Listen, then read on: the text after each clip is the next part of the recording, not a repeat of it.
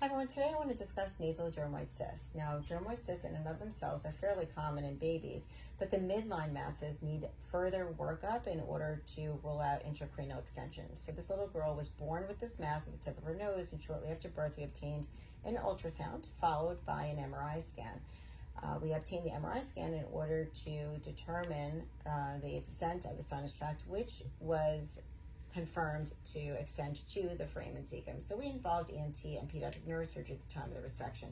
Now, when planning the incision, you want the scar to end up in a cosmetically favorable area, but you also need adequate exposure to resect this cyst and the sinus tract. So a brief warning for graphic intraoperative photos to follow here, and you'll see the cyst and the sinus tract, and you can see the sinus tract dove under the nasal bones and in between the nasal bones and left a defect in her nasal bones. The reconstruction addressed all of these issues, and you can see her in my office just 2 weeks post-operatively.